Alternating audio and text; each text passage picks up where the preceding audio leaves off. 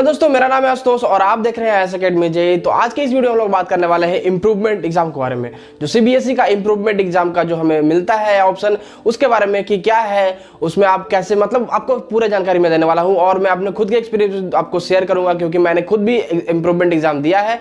तो इस वीडियो को आप लास्ट तक देखते रहिए।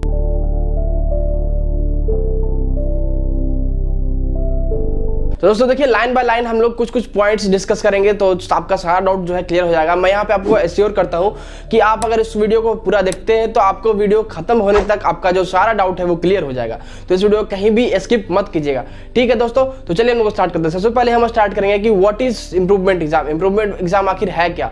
सीबीएसई का ये जो ऑप्शन हमें मिलता है वो आखिर है क्या, इसमें क्या होता है, ठीक है दोस्तों। तो जैसा कि इसका नाम से पता चल रहा है कि इम्प्रूवमेंट एग्जाम, इम्प्रूवमेंट करने के लिए हम लोग अपने खुद को इम्प्रूव करने के लिए एग्जाम दे सकते हैं। इस एग्जाम को हमें ये सीबीएसई वाले ऑप्शन देते हैं। तो देखिए, इंप्रूवमेंट एग्जाम क्या है कि अगर आप 10th और 12th दोनों बच्चों के लिए ये है, 10th जो बच्चे 10th पास कर रहे हैं और 12th पास कर रहे हैं, दोनों के लिए यहाँ पे मैंडेटरी है कि आपको पास होना चाहिए, ठीक है। तो अगर आप पास हैं 10th और 12th, आपका अपने खुद के मार्क्स से आप संतुष्ट नहीं है, तो आपको ऑप्शन मिलता है सीबीएसई की तरफ से, अगर आप सीबीएसई एस्पिरेंट है तो, कि आप इंप्रूवमेंट का एग्जाम देके अपना मार्क्स जो है वो इंप्रूव कर सकते हैं, ठीक है।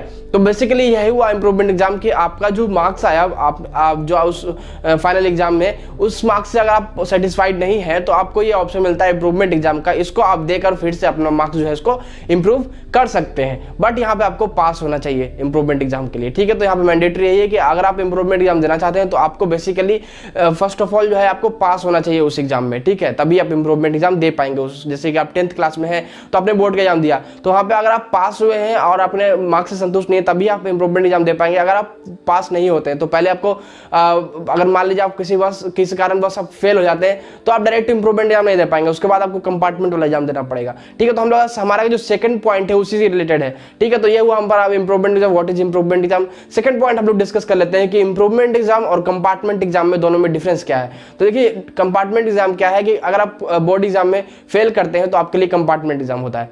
10th और 12th मान लीजिए आपका बोर्ड एग्जाम हुआ, उसमें अगर आप किसी सब्जेक्ट में आप फेल कर जाते हैं तो आपका जो ओवरऑल रिजल्ट आता है वो फेल आता है, तो उसके लिए आप कंपार्टमेंट एग्जाम देते हैं, उससे आप पास होते हैं, ठीक है। उसके बाद आपका जो है उसके बाद इंप्रूवमेंट एग्जाम आप दे पाएंगे, जिससे कि अपना मार्क्स इंप्रूव करेंगे।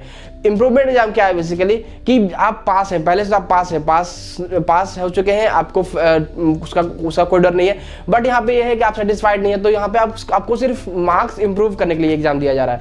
आप ये एग्जाम देंगे सिर्फ अपने मार्क्स को इंप्रूव करने के लिए, पास होने के लिए नहीं देंगे, ठीक है। तो यहाँ क्लियर होना है। यहाँ डिफरेंस यही कंपार्टमेंट एग्जाम और इंप्रूवमेंट एग्जाम में कि कंपार्टमेंट एग्जाम हम लोग पास होने के लिए देते हैं और इंप्रूवमेंट एग्जाम हम लोग अपने मार्क्स को इंप्रूव करने के लिए देते हैं। कंपार्टमेंट एग्जाम हम लोग को देना होता है जब हम किसी बोर्ड एग्जाम में फेल होते हैं तब, और इंप्रूवमेंट एग्जाम हम लोग देना होता है पास हुए रहते हैं तभी, वरना नहीं दे पाएंगे आप इंप्रूवमेंट एग्जाम। मान लीजिए कोई बच्चा फेल हो जाता है, जैसे मैंने पहले बताया कि कोई बच्चा फेल हो जाता है किसी सब्जेक्ट में, तो जो उसका मार्क्सशीट आएगा वो फेल आएगा, तो उसके लिए सबसे पहले उसको कंपार्टमेंट एग्जाम देना पड़ेगा। कंपार्टमेंट एग्जाम देके वो बच्चा पास हो जाता है, उसके बाद अगर मान लीजिए उसको अपना मार्क्स इंप्रूव करना है तो उसके बाद आपको इंप्रूवमेंट एग्जाम देना पड़ेगा।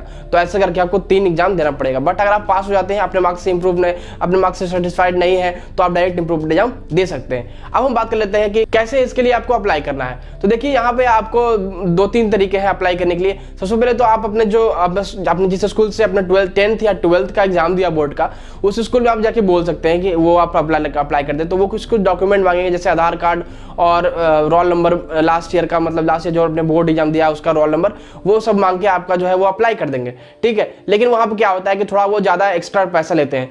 आप खुद से अगर अप्लाई करते हैं तो आपको उतना ज्यादा पैसा नहीं लगेगा। तो सेकंड ऑप्शन यही है कि फर्स्ट ऑप्शन तो हुआ कि आप स्कूल जहां से पढ़े हैं वहां आप जाके बोल सकते हैं, वो लोग आपको अप्लाई कर देंगे।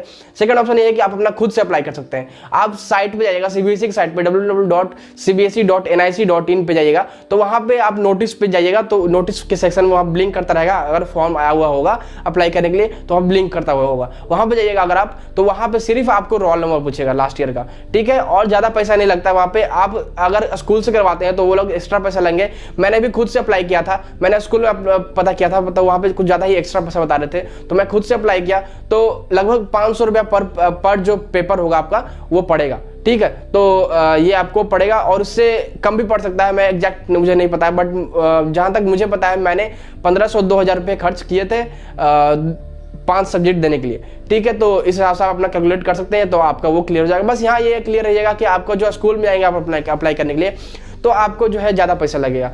बट यहाँ पे अगर आप खुद से अप्लाई करते हैं तो उतना ज़्यादा पैसे नहीं लगेगा। बट ये है कि आपको सारा कुछ खुद से करना पड़ेगा, स्कैन वगैरह करके अपलोड करना पड़ेगा, फिर आपको रोल नंबर देना पड़ेगा, और जो भी जैसा कि जब एडमिट कार्ड ये सब आएगा तो वो खुद से देखना पड़ेगा। ऐसा अगर आप स्कूल वाले को बोलते हैं अप्लाई करने के लिए तो वो सारा कुछ आपको डिटेल देते रहे कि कब एडमिट कार्ड आया, कब एग्जाम है, अगर आ गया एडमिट कार्ड तो आके ले लीजिए। तो ये एडवांटेज वहाँ पे आपको मिलता है। बट अगर आप खुद सिंसियर हैं तो आप खुद से विजिट करते रहेंगे साइट को, तो आपको पता चलता रहेगा। तो अगर आप खुद से अप्लाई करना चाहते हो तो आपको सीबीएसई की साइट पे जाके अप्लाई करना होगा। अभी तो नहीं आया है, तो हम आगे डिस्कस करते हैं कि कब फॉर्म आएगा। ठीक है, तो ये हुआ। तीसरा ये हुआ कि आप साइबर कैफे से जाके करवा सकते हैं, तो ये हुआ। अब हम बात कर लेते हैं कि कब इसका फॉर्म आएगा, फॉर्म कब आता है। तो देखिए, जो बेसिकली जो नॉर्मल जो होता है, नॉर्मल कंडीशन, अभी तो कोविड-19 चल रहा है, इसके कारण तो सब कुछ इधर उधर हुआ है। तो जो नॉर्मल होता है उसका मैं बताता हूँ सिनारियो। तो जैसे कि मई में हमारा रिजल्ट आया है बोर्ड का, मई तक में, तो उसके बाद जो है 2-3 महीने बाद आप समर वेकेशन तक का टाइम ले लीजिए, तो जून एंड या फिर जुलाई में आपका जो है फॉर्म आ जाता है इंप्रूवमेंट वाला एग्जाम। तो जैसे ही जून एंड या फिर जून जुलाई अगस्त में आप चेक करेंगे सीबीएसई साइट को, तो कभी ना कभी वहाँ पे आपको नोटिस में आपको दिख जाएगा इंप्रूवमेंट एग्जाम अप्लाई करने के लिए। ठीक है, बट इस बार क्या है, 2021 के लिए हम लोग बात कर रहे हैं, तो इस बार कोविड-19 के कारण जो है रिजल्ट भी लेट आया है, एग्जाम भी थोड़ा लेट हो रहा है, तो उसके कारण जो है यहाँ पे फॉर्म भी लेट आएगा। तो फॉर्म अभी तक नहीं आया है, तो फॉर्म आप एक्सपेक्ट कर सकते हैं अक्टूबर एंड या फिर नवंबर स्टार्टिंग में। ठीक है, तो इस डेट में आप एक्सपेक्ट कर सकते हैं कि आपको इंप्रूवमेंट एग्जाम का जो है फॉर्म आ जाएगा। बट आप फ्रीक्वेंटली आप चेक करते रहिएगा साइट, अगर आ जाता है तो आपको दिख जाएगा नोटिस सेक्शन में, जहां पे ब्लिंक करता रहता है नोटिस, आपको पता ही होगा, तो आप जाके देख सकते हैं वहां पे, तो वहां पे आप अपना अप्लाई कर सकते हैं। ठीक है, तो ये हुआ कि कब आता है हमारा। तो आपका जो नॉर्मली है वो इस बार जो है वो आपको अक्टूबर या फिर नवंबर में आ जाएगा, अक्टूबर लास्ट या फिर नवंबर स्टार्टिंग में। ऐसे तो नॉर्मली समर वेकेशन के अराउंड में आ जाता है। ठीक है, तो ये हुआ हमारा फॉर्म डेट। अब बात कर लेते हैं हम लोग, हमने फॉर्म भर दिया। ठीक है, तो फॉर्म भरने के बाद क्या होता है, एडमिट कार्ड कैसे आएगा। तो जैसा कि हमें बोर्ड वाला एग्जाम में क्या होता है कि हमारे सारा स्कूल वाले कर देते हैं, तो एडमिट कार्ड आता है तो वो बताते हैं हमें कि एडमिट कार्ड ले लीजिए, या फिर डिस्ट्रीब्यूट करते हैं वो हमें। बट यहाँ पे क्या है कि अगर आप खुद से भरते हैं, मैं यहाँ पे एम्फेसिस कर रहा हूँ खुद से भरने के लिए, क्योंकि खुद से ही भरना ठीक होगा आपके लिए, कोई ज़्यादा प्रॉब्लम नहीं होता इसमें। तो मान लीजिए आप खुद से भरते हैं तो यहाँ पे आपको फ्रिक्वेंटली चेक करते रहना पड़ेगा। आप किसी बच्चे से कॉन्टैक्ट रखिए, मान लीजिए जो बच्चा फ्रेशर है जो दे रहा है एग्जाम, तो उससे कॉन्टैक्ट रखिए। अगर आपको पता चलता है कि वहाँ एडमिट कार्ड उसका आ गया है तो उसी टाइम आपका भी आ जाता है। तो सेम जो फ्रेशर के लिए होता है जो टाइम, वही आपके लिए भी होगा जिस टाइम पे होगा सारा का एग्जाम का भी, एडमिट कार्ड का भी, रिजल्ट का भी। ठीक है, तो जैसे कि मान लीजिए आपको फ्रेशर से पता चला कि उसका एडमिट कार्ड आ गया, तो आप खुद भी जाके चेक कर लीजिएगा, आपका भी एडमिट कार्ड आ जाएगा। तो आपको साइट पे आ जाएगा, उसके आपका लॉगिन आईडी जो होगा, लॉगिन आईडी डाल के आप और डेट ऑफ बर्थ डाल के आप अपना एडमिट कार्ड जो है वो डाउनलोड कर लीजिएगा, उसको आप प्रिंट करवा लीजिएगा। वहां पे आपको जो है खुद का साइन करना होगा। उसके बाद फिर जहां पे आप एग्जाम सेंटर एग्जाम देने जाएंगे, तो वहां पे आपको जो वहां का स्टैंप होता है, वहां का स्टैंप लगाने के लिए वो बोलेंगे तो वो लगा देंगे। ठीक है, तो यही हुआ कि आपका एडमिट कार्ड जो है वो ऑनलाइन आएगा। आपको खुद से चेक करना पड़ेगा साइट पे कि एग्जाम से कुछ महीने पहले, एग्जाम से कुछ दिन पहले, मान लीजिए 15 दिन 30 दिन पहले आपको एडमिट कार्ड आ जाएगा, उससे पहले ही आ जाता है, तो आप चेक करते रहिएगा। तो ये हुआ एडमिट कार्ड। अब बात कर लेते हैं कि हमारा एग्जाम कब होता है। ठीक है, तो दोस्तों देखिए, जैसे ही आप इंप्रूवमेंट एग्जाम का फॉर्म भरते हैं तो आप प्राइवेट कैंडिडेट हो जाते हैं। आप किसी स्कूल के कैंडिडेट नहीं रहते हैं, आप एक प्राइवेट कैंडिडेट हो जाते हैं। आपका स्कूल नंबर में 9999 दिया रहेगा, मतलब आप प्राइवेट कैंडिडेट हो जाते हैं। ठीक है, तो ये आपको जो सेंटर मिलेगा वो मिलेगा आपको सीबीएसई की तरफ से। सीबीएसई वाले आपको खुद अलॉट करेंगे। मान लीजिए कोई आप एड्रेस देते हैं, तो आपका जो एड्रेस रहेगा, जो आपने जो बेसिकली यहाँ पे क्या होता है कि एड्रेस आपसे वो पूछते नहीं है, जो लास्ट ईयर आपका जो मेन एग्जाम में जो रहा आपका एड्रेस, वही उसी एड्रेस के हिसाब से आपको सेंटर दे देते हैं। मान लीजिए आपका कहीं एड्रेस रहा, मान लीजिए हम पटना ही मान लेते हैं, तो आपका पटना का एड्रेस था पिछले मेन मार्कशीट में, तो वो ऐसा आपको सेंटर देंगे कि पटना के अराउंड में ही रहेगा। ठीक है, तो आपको ये सेंटर मिल जाएगा। तो आप प्राइवेट कैंडिडेट हो जाते हैं। और एग्जाम जो है बेसिकली वो एग्जाम आपको जो फ्रेशर का एग्जाम होगा, जिस टाइम जैसे कि 10th का मान लीजिए जिस टाइम एग्जाम हुआ, 12th वाला जिस टाइम एग्जाम हुआ, जो तो आप अगर 10th के बच्चे हैं, अगर आप 12th के बच्चे हैं तो आपका 10th के साथ होगा, जो फ्रेशर बच्चे होंगे उनके साथ एग्जाम होगा, या फिर 12th वाले बच्चों के साथ होगा। बट वहाँ पे क्या होता है कि एक सेक्शन होता है प्राइवेट कैंडिडेट के लिए, वो अलग रहता है, उनके लिए अलग बैठाया जाता है। बट एग्जाम डेट जो है वो सेम रहेगा। तो जो एग्जाम डेट फ्रेशर का रहेगा वही एग्जाम डेट आपका भी रहेगा, जो अगर आप इंप्रूवमेंट एग्जाम देने जा रहे हैं तो। बट यहाँ पे आप प्राइवेट कैंडिडेट होते हैं तो आपके लिए सीटिंग अरेंजमेंट जो है और थोड़ा अलग होगा। ठीक है, फ्रेशर से हट के होगा। ठीक है, तो यही हुआ, एग्जाम डेट सेम होता है जैसा कि फ्रेशर बच्चों के लिए होता है, वैसे ही आपके लिए भी होता है, वो उसी डेट पे होगा एग्जाम आपका। अब बात कर लेते हैं रिजल्ट कब आता है। तो जैसा रिजल्ट जब मान लीजिए फ्रेशर का जब आएगा उसी टाइम आपका भी रिजल्ट आएगा। तो मान लीजिए 12th वाले बच्चों का फ्रेशर का हम मान लेते हैं कि 2021 में सब कुछ नॉर्मल रहा, तो मान लीजिए हमारा एग्जाम जो है वो मार्च अप्रैल तक एंड हो गया। अब हम लोग ये मान के चलते हैं कि मई जून में आपका रिजल्ट आ गया, तो जिस टाइम मई जून में आपका 10th और 12th का बोर्ड का रिजल्ट आएगा फ्रेशर वालों का, उस टाइम ही आपका भी रिजल्ट आ जाएगा। तो उस टाइम भी आप खुद से चेक कर सकते हैं साइट पे, आपको खुद से साइट पे चेक करना होगा। जैसे कि आपने 12th के एग्जाम में 10th के एग्जाम में फ्रेशर जब थे आप तब आपने चेक किया था, वैसे ही आपको खुद से चेक करना पड़ेगा इंप्रूवमेंट एग्जाम वाला रिजल्ट भी आपको सीबीएसई की साइट पे, roll number date of birth देके।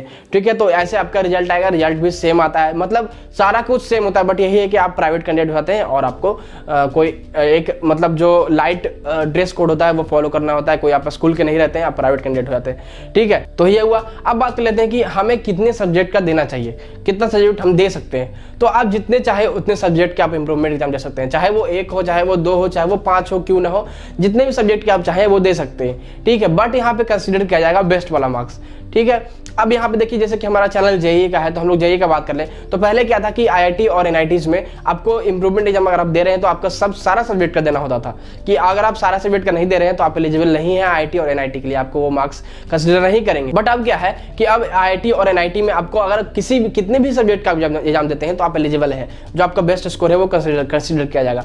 ठीक है, तो आपको जो है अब कितने भी सब्जेक्ट का आप एग्जाम दे सकते हैं, चाहे वो जेईई के एक्सपीरियंट है आप, चाहे वो मेडिकल एक्सपीरियंट है, कितने भी सब्जेक्ट का आप चाहें तो वो इंप्रूवमेंट एग्जाम दे सकते हैं। ठीक है, तो आई होप आपका ये डाउट जो है वो क्लियर हो गया होगा कि कितने सब्जेक्ट का दे सकते हैं, तो आप जितने चाहे उतने सब्जेक्ट का दे सकते हैं। अब देखिए यहाँ पे एक और डाउट आता है कि मान लीजिए हमारा प्रिपरेशन अच्छा नहीं हुआ, मान लीजिए आपका प्रिपरेशन अच्छा नहीं हुआ, तो इंप्रूवमेंट एग्जाम में बहुत सारे केसेस में क्या होता है कि खराब नंबर आता है। जैसा हमें 12th का फ्रेशर एग्जाम में जो आया था हमारा एग्जाम, उस रिजल्ट उससे भी खराब रिजल्ट आया था, तो क्या होगा उस केस में? तो उस केस में क्या होगा कि जो आपका फ्रेशर वाला जो मार्कशीट था वही कंसिडर किया जाएगा। मतलब देखिए इंप्रूवमेंट एग्जाम देने का मतलब ये नहीं कि आपका जो आपने जो दिया वो जो मार्क्स है वही कंसिडर होगा, नहीं। उसका मतलब ये होता है कि दोनों में से जो बेस्ट होगा, दोनों में से जिसमें बेस्ट आपका परसेंटेज बन रहा है वो आपको कंसिडर किया जाएगा फर्दर एडमिशन के लिए, फर्दर एग्जामिनेशन के लिए। ठीक है, मान लीजिए आप आईआईटी और एनआईटी के लिए अप्लाई कर रहे हैं, तो किसी कारण बस आपका फ्रेशर में आप जब आप फ्रेशर थे, आप 12th का बोर्ड एग्जाम जब आपने दिया तो आपका 75% नहीं आया, इस बार तो हटा दिया जाएगा। बट मान लीजिए हम लोग लेके चलते हैं दोहरे केस में रहेगा तो 75% नहीं आया, बट आपको 75% कंप्लीट करना है ताकि आप आईआईटी और एनआईटी के लिए एलिजिबल हो सके, जीएफटीआई के लिए। ठीक है, तो आपको जो है आपने इंप्रूवमेंट एग्जाम दिया, बट यहाँ पे इन केस आपका जो इंप्रूवमेंट एग्जाम मान लीजिए 75% जो है वो पार कर जाता है तो वो काफ़ी अच्छा है, तो वो आपको कंसिडर किया जाएगा। मान लीजिए अब इन केस नहीं हो पाता है, 75% जस्ट नीचे रह जाता है और बट उससे अच्छा है, तो फिर भी यही कंसिडर किया जाएगा। अब मान लीजिए कि पिछले वाले से भी खराब हो गया ये, तो पिछले वालों को कंसिडर किया जाएगा, तो कंसिडर वही किया जाएगा जिसमें बेस्ट मार्क्स होगा। तो ये आप क्लियर रहिएगा। ठीक है, तो आपको अच्छे से प्रिपेयर करना है। तो बहुत ज़्यादा क्या होता है कि प्रिपरेशन अच्छा से नहीं हो पाता है तो और खराब हो जाता है, तो ऐसा नहीं आपको बनना है। अगर आप फॉर्म भर रहे हैं तो आप क्लियर रहिए कि आपको प्रिपरेशन साथ में उसका भी करना है, आपको छोड़ नहीं देना है। ठीक है, तो साथ में उसका प्रिपरेशन करते रहना है साल भर। ठीक है, तो 1 साल का आपको मिल रहा है जो टाइम। अब बात कर लेते हैं हम लोग मेरे खुद के एक्सपीरियंस के बारे में। मैं अब अपना खुद का एक्सपीरियंस आपको शेयर करूंगा। मैंने खुद एक इंप्रूवमेंट एग्जाम दिया था, मैं खुद इंप्रूवमेंट एग्जाम में अपेयर हुआ था। तो देखिए दोस्तों, सबसे पहले तो मैं समाप्त कर देता हूँ कि क्या है मैंने क्या बताया अभी। तो इंप्रूवमेंट एग्जाम आप दे सकते हैं अगर आप पास हैं तो, और इंप्रूवमेंट एग्जाम आप 1 साल बाद होता है, मतलब जिस ईयर आपने 12th का बोर्ड एग्जाम दिया, फिर 10th का बोर्ड एग्जाम दिया, उसके 1 ईयर बाद होता है जब फ्रेशर का एग्जाम होता है। उस टाइम पे आप प्राइवेट कैंडिडेट हो जाते हैं, आप कितने भी सब्जेक्ट का चाहे उतने दे सकते हैं, जो बेस्ट मार्क्स होगा वो कंसीडर किया जाएगा। तो ये सब चीजें हुआ। अप्लाई आप खुद से भी कर सकते हैं, स्कूल वाले को बोल सकते हैं अप्लाई करने के लिए। सीबीएसई के साइट पे अप्लाई होगा, एडमिट कार्ड आपके जो फ्रेशर वाला एडमिट कार्ड आएगा उसके साथ में आपका एडमिट कार्ड आएगा। तो यही हुआ। आई होप आपका सारा डाउट क्लियर हो गया। अब मैं अपना खुद का एक्सपीरियंस बताता हूँ दोस्तों। देखिए मैंने खुद भी जो है इंप्रूवमेंट एग्जाम दिया था। मेरा जो 12th का बोर्ड एग्जाम था, जिस टाइम मैं फ्रेशर था, उस टाइम मेरा अच्छा मार्क्स नहीं आ पाया था उतना, तो मैंने 12th का जो इंप्रूवमेंट एग्जाम है मैंने फिर से दिया, तो नेक्स्ट ईयर दिया तो मेरा मार्क्स इंप्रूव हुआ, बट जितना मैं चाहता था उतना इंप्रूव नहीं हुआ। तो हाँ, यहाँ पे ये होता है कि इंप्रूव होता है बहुत सारे केसेस में नहीं भी होता। तो मेरे केसेस में तो इंप्रूव हुआ, बट मेरा जितना चाहता था उतना नहीं हुआ, बट एक डिसेंट जो है वो उतना इंप्रूव हो गया ताकि मेरा काम चल जाए। तो यहाँ पे आपको मेहनत पे डिपेंड करता है, आप कितना मेहनत करते हैं उस पर डिपेंड करता है। तो आपको ये नहीं है कि आप फॉर्म भर के छोड़ देते हैं, नहीं, आपको उसका प्रिपरेशन करते रहना है, क्योंकि बहुत सारे केसेस में ऐसा देखा जाता है कि मार्क्स जो है और ख़राब आ जाता है। तो ऐसा नहीं होना है, ऐसा नहीं हो आपके साथ, इसके लिए आपको तैयार रहना है, क्योंकि अगर आप ऐसा हो जाता है तो और डिप्रेस्ड हो जाएंगे आप। तो आप कोशिश कीजिए कि आपका मार्क्स जो है वो इम्प्रूव हो, खराब ना हो, ठीक है। तो ये हुआ मेरा एक्सपीरियंस, यही है कि मेरा जो है मैंने दिया बट मेरा इम्प्रूव हुआ, बट मैं जितना चाहता था 90+ उतना नहीं हो पाया, ठीक है। तो फिर भी मैं जितना आया उतना से खुश हूँ, तो इम्प्रूव हुआ मेरा। मैंने जितना मेहनत किया उतना आया, तो उस हिसाब से आपको खुद से सेटिस्फाइड रहना है, आप उस हिसाब से एग्जाम दीजिएगा। तो इम्प्रूवमेंट एग्जाम मेरे हिसाब से आपको देना चाहिए। अगर आपका जो है एक सेटिस्फाइंग मार्क्स नहीं आया है तो अगर आप ड्रॉप ले रहे हैं तो आपको जरूर लेना चाहिए। अब बात कर लेते हैं दोस्तों लास्ट में कि आप कितने अटेम्प्ट दे सकते हैं इसमें। तो आप 3 अटेम्प्ट दे सकते हैं। अगर आपने 12th का फ्रेशर एग्जाम दिया, उसके बाद आपका एक्स्ट्रा 3 अटेम्प्ट रहता है इंप्रूवमेंट एग्जाम देने के लिए। वैसे तो कोई ज़्यादा लोग देते नहीं है, 3 बार, मैक्सिमम 1 टाइम देते हैं। तो वो बट यहाँ पे आपको एक ऑप्शन है कि 3 टाइम आप दे सकते हैं। तो अगर आपका ऐसे सिनेरियो बना तो दीजिएगा, बट मैं नहीं आपको रिकमेंड करता, मैक्सिमम आप 1 अटेम्प्ट लीजिएगा तो उसको अच्छे से दीजिएगा। तो अगर आपका मार्क्स आपके सेटिस्फैक्शन को कंप्लीट नहीं कर रहा है तो आप जरूर दीजिएगा इंप्रूवमेंट एग्जाम, कोई यहाँ पे नुकसान नहीं है, तो जरूर दीजिएगा और अच्छे से दीजिएगा। तो बस दोस्तों, आई होप आपका सारा डाउट क्लियर हो गया होगा। अगर आपका इसके अलावा कोई डाउट है तो आप कमेंट सेक्शन में पूछेगा, और हम लोग आगे वर्ड के रिलेटेड बहुत सारा जो है कोर्स और बहुत सारी चीज़ें स्टार्ट करने वाले हैं, ताकि आपको जो है उससे 95% प्लस लाने में आपको कोई नहीं रोक सकता है। हम लोग बहुत चीज़ें स्टार्ट करेंगे, जैसे हम लोग जो क्रैश कोर्स है उस स्टार्ट करेंगे। फिर हम लोग आपको एक ऐसे आपको सीरीज वीडियो बनाएंगे जिसमें कि आपको question number, exercise number, topic wise बताएंगे आपको PDF के साथ, ताकि आपका जो है वो क्लियर हो जाए प्रिपरेशन कि आपको कौन कौन से टॉपिक, आपको कौन कौन से क्वेश्चन जो है वो आगे बढ़ना है। तो उसके लिए आप इंतजार करिए, हम लोग जल्दी स्टार्ट करें, हम लोग काम उस पर चल रहा है, तो उसके लिए आप इंतजार कीजिएगा। आई होप आपका ये वीडियो पसंद आया। अगर वीडियो पसंद आए तो इस वीडियो को लाइक कीजिएगा, अपने दोस्तों जरूर शेयर कीजिएगा। अगर आप हमारे चैनल पर न्यू है तो हमारे चैनल सब्सक्राइब कीजिएगा। तो बस दोस्तों, मिलते हैं किसी और वीडियो में। Thanks for watching.